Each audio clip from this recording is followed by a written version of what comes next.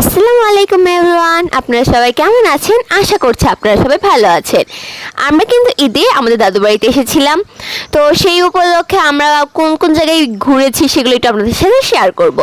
জানি ভিডিওটা একটু লেট হয়ে গিয়েছে আপনাদের সাথে শেয়ার করতে, কিন্তু তাও ভাবলাম একটু শেয়ার করি। তো আজকে কিন্তু আমরা কুমার বাড়িতে যাচ্ছি। এই গ্রামাঞ্চলে কিন্তু কুমাররা যেসব জিনিস বানায় ওদেরকে কিন্তু কুমার বাড়ি বলে। তো এই যে দেখুন, আমি যাওয়ার পথের রাস্তাগুলো আপনাদের সাথে শেয়ার করছি।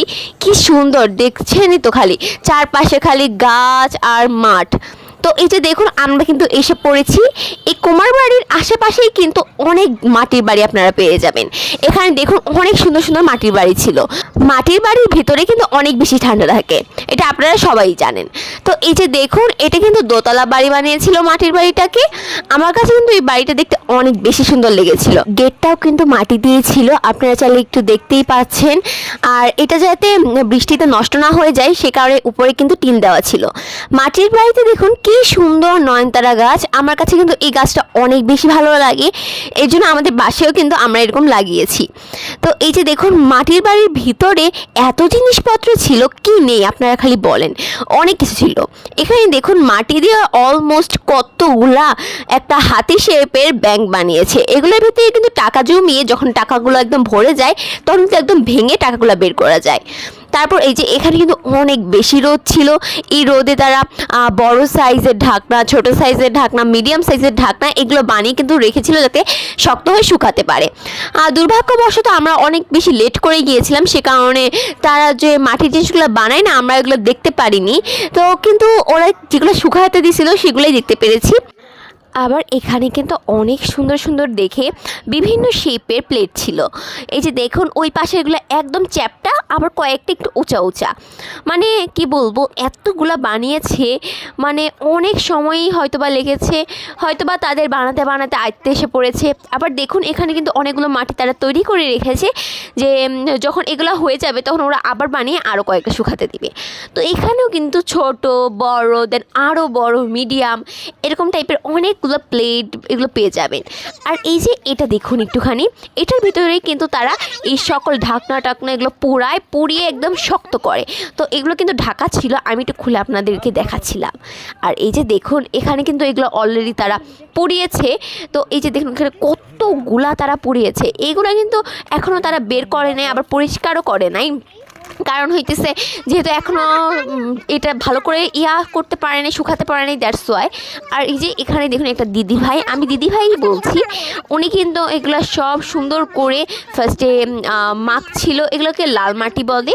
তো এই লাল মাটিগুলো কী করে ওরা, যখন এগুলো হয়ে যায় তখন এগুলোকে প্রলেপ দেয়।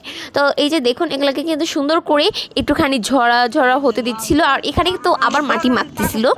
তো আমি একটুকু দেখেছি, দেখুন আমি আবার এখানে এসেছি। এখানে দেখুন কতগুলা, জাস্ট দেখতেই পারতেছেন। এখানে আমি ভিডিও করতেছিলাম দেখে তারা এটার মধ্যে বস্তা দেওয়া ছিল, বস্তাটা সরিয়ে দিছে। এই যে দেখুন, আর আমার কাছে মনে হয় এই মাটির জিনিসগুলো যারা বানায় না তাদের হচ্ছে কষ্টের থেকে আয় না অনেক কম হয়। কারণ এই মাটির জিনিসের আমি দামগুলো শুনেছি, শুনেন, এই মাটির জিনিসের দামগুলো হচ্ছে 15 টাকা থেকে মাত্র শুরু হয়। 15 টাকা, 20 টাকা, 30 টাকা, 35 টাকা। ভাবা যায় এত কষ্ট করে যখন তারা এই জিনিসগুলো বানায় এগুলোর দাম এত অল্প থাকে। তো এগুলো কিন্তু যখন আবার শহরে আসে, শহরে কিন্তু এগুলোর দাম আরও ডাবল হয়ে আসে। তখন কিন্তু শহরের মানুষরা এগুলো অনেক দাম দিয়ে কিনে, কিন্তু গ্রামের দিকে এগুলোর দাম মাত্র 10 টাকা, 10 টাকা না 15 টাকা, 30 টাকা এরকম করে। তো আমার কাছে মনে হয় ওরা যে পরিমাণে কষ্ট করে এর থেকে কিন্তু এগুলোর টাকার দামটা অনেক বেশি কম। তো এই যে দেখুন এখানে আমরা আবার ব্যাক হচ্ছিলাম আমাদের বাসায় যাব দেখে, কিন্তু পরে আমরা ভাবলাম আমাদের একটা রিলেটিভের বাসায় যাব। তো তাদের বাসায় একদম পাশেই দেখুন এত বড় একটা মাঠ। এরকম মাঠ থাকলে আর কি লাগে গ্রামে। আর চারপাশে দেখুন কি সুন্দর সুন্দর গাছপালা, আর এরকম একটা গরু বাঁধা আছে। মানুষ যায় সুন্দরবনে গাছ দেখতে যায়, একটা গরু বা এরকম টাইপের অনেক কিছুই দেখতে যায়। কিন্তু আমার মতে একটু গ্রামে আসবেন, আমাদের গ্রামটা কিন্তু অনেক বেশি সুন্দর। গ্রামে আসবেন, চারপাশটা একটু ঘুরবেন, এরকম গাছপালা দেখবেন, সবুজ সবুজ জিনিস দেখবেন, তাহলেই তো মন ভালো হয়ে যায়। তো এই যে দেখুন আমি চারপাশটা ঘুরে দেখাচ্ছিলাম, আর একটা মেয়ে কিন্তু সাইকেল চালাচ্ছিল। আমার কাছে কিন্তু কিন্তু খুব ভালো লাগতেছিল দেখে একটু ভিডিও করলাম। তো এই যে দেখুন তাদের বাসায় এসে পড়লাম। এই যে তাদের বাসার উপরে কিন্তু এরকম একটা মাচা করেছে, মাচার মধ্যে এত সুন্দর একটা গাছ লাগিয়েছে কি বলবো। এই যে দেখুন মাচাটা এই যে দেখাচ্ছি আমি, এই যে দেখুন। আর ওদের বাসাটি যেহেতু ডুপ্লেক্স সে কারণে উপরে কিন্তু ছাদ আছে।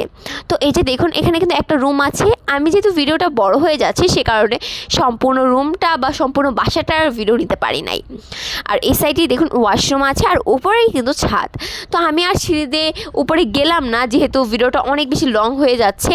তো ওদের কিচেনটা দেখুন, জাস্ট গ্রামের বাসা, বোঝা যাচ্ছে যে কি সুন্দর করে দেখুন টাইলস দিয়ে একদম শহরের বাসার মতো করে রেখেছে। মানে এরকম গ্রামের বাসায় যদি এত সুন্দর একটা টাইলসের পরিবেশ পাওয়া যায় তাহলে আর কী লাগে। আর এটা তো ওদের ভিতরে রান্নাঘর। এখন দেখুন বাইরের মাটির রান্নাঘর, এখানেও কিন্তু তারা রান্না করে। আর আপনারা যারা যারা জানেন মাটির চুলা কিন্তু নিচে হয়, কিন্তু তারা দেখুন চুলাটা কিন্তু অনেক উপরে দিয়েছে। এইসব চুলা মানে গ্যাসের চুলার মতো যাতে দাঁড়িয়ে দাঁড়িয়ে রান্না করতে পারে সে কারণে এরকম ব্যবস্থা করেছে। দেখতেই এরকম লাগছে না? আমার কাছে কিন্তু বিষয়টা খুব বেশি ভালো লেগেছে। আর পাশে দেখালাম আপনাদেরকে একটা ঘর, ওটার মধ্যে তারা লাকড়ি রাখে। আর ওই রান্নাঘরটাতেও কিন্তু বেশ কয়েকটা জিনিস আছে, মানে তারা মিলিয়ে ঝুলিয়ে এগুলো রাখে।